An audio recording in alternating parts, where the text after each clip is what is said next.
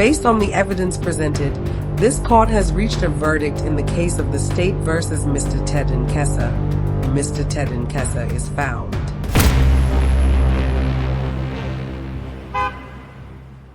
Tiwa sat with her hands clasped, her resolve to clear her name unwavering.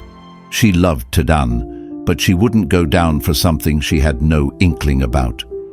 She contacted Mr. Ama Sessah, a no-nonsense pro bono lawyer known for his grit.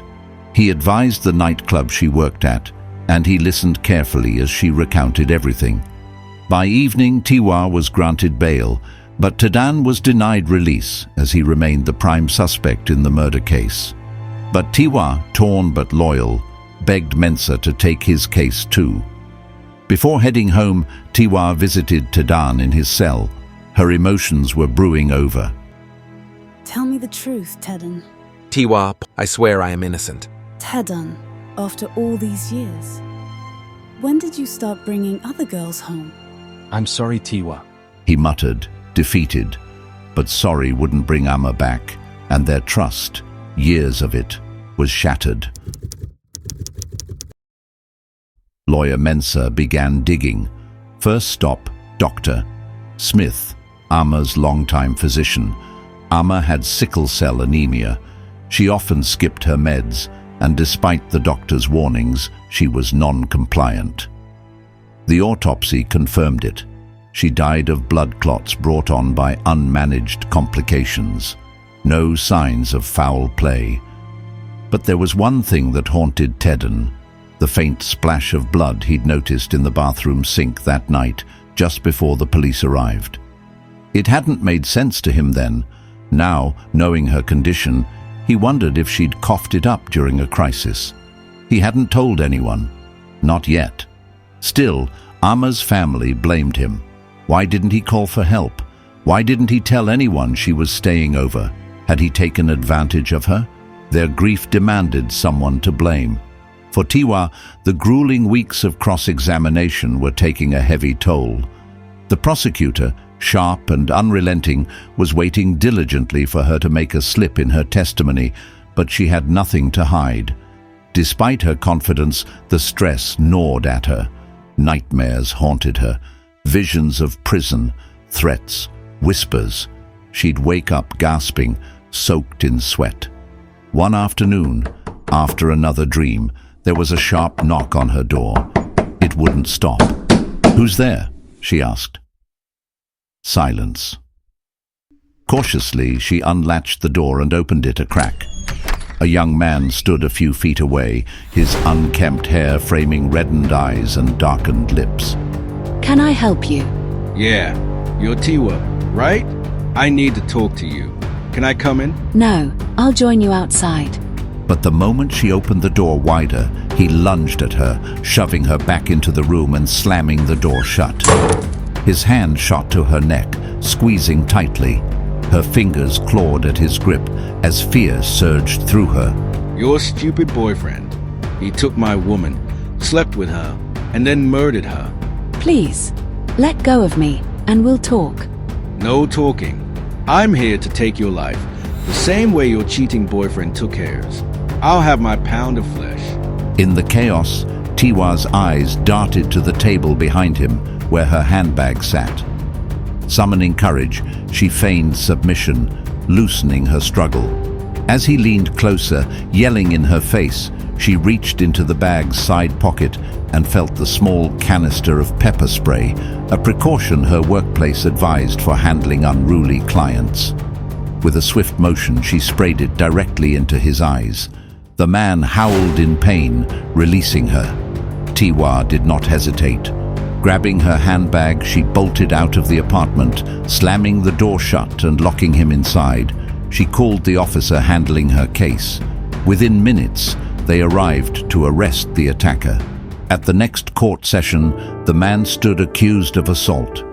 His defense, a story of loss and heartbreak, could not excuse his actions. While the evidence of his intent was limited, he was fined for assault and ordered to stay far from her. But the message was clear. Tiwa's life was still at risk. At each trial, the courtroom was a charged environment. The prosecution portrayed Tedan as negligent, arguing that his actions, or lack thereof, might have contributed to Ama's untimely demise. The prosecutor's voice cut through the tension as he addressed the jury. There is no direct evidence of what transpired between the time she entered Mr. Tedan's apartment and the time she was discovered deceased. He could have called emergency services when she had the attack to send her to the hospital. He should have let his girlfriend know he was having someone over. He might have forced himself on her to have carnal knowledge of her, and that might have triggered a medical crisis. All these factors could have contributed to her death. Tedan's defense counsel, lawyer Mensah, presented a robust case grounded in facts and medical expertise. He leaned heavily on the autopsy findings and the testimony of Dr. Smith, a seasoned medical professional. Dr. Smith's expert opinion was unequivocal. Ama's pre-existing medical condition alone was sufficient to cause a sudden and fatal end. With all witness arraigned before court, Tiwa being the key witness at every sitting, lawyer Mensah had solid evidence to exonerate his client. The trial dragged on for 4 agonizing months. During that time, Tedan's father, an aging, stoic man, finally arrived in the country. When he saw his son in handcuffs, he broke. "Dad, I'm innocent," Tedan cried, clutching the bars. His father placed a trembling hand over his. Tiwa stood nearby, offering silent support. "We'll get through this," she said softly. Finally, the verdict day arrived. The courtroom was packed. Reporters, friends, embassy officials, and curious strangers. Tedan's father sat in the front row, his hands clasped tightly together, whispering prayers under his breath. Tiwa was beside him, her presence a quiet but unwavering source of support. Tedan was led into the courtroom, his head held high despite the exhaustion etched into his features. He glanced at his father, drawing strength from the older man's presence, then at Tiwa, whose curt nod offered him a promise of hope. The judge entered the room, and the murmurs ceased. A heavy silence fell as everyone awaited the decision that would shape the rest of Tedan's life.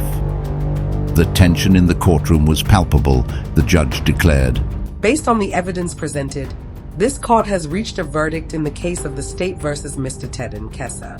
The defendant was charged with felony homicide in connection with the death of Miss Ama Sessah, who was found unresponsive in his residence.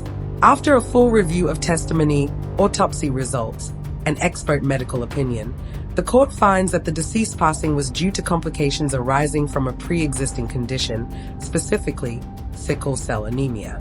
There is no evidence of physical assault, coercion, or neglect that meets the threshold for criminal liability.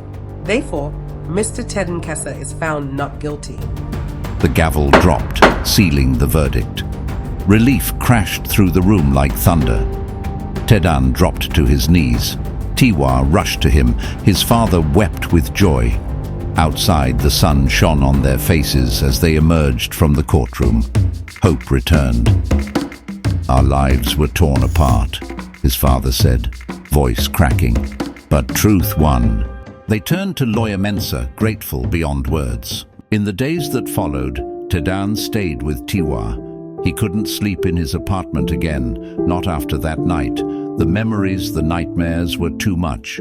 His employer, understanding the toll the trial had taken on him, granted him a few days off work to rest and recover. Tiwa remained by his side, her unwavering support a testament to her loyalty and care. They didn't speak much of what happened. They didn't need to. Every shared silence, every gentle touch, every simple meal was a step toward healing. Together, they began to piece their lives back. With each passing day, the memories of their hardships faded, replaced by the determination to rebuild and grow. Together, they knew they could weather any storm. In memory of those silently battling chronic illnesses, seek timely medical assistance, adhere to prescribed treatments, and lean on the support of those who care. If one night of kindness taught you something, subscribe, like, and share. We'd like to know your thoughts in the comment section. See you in the next video.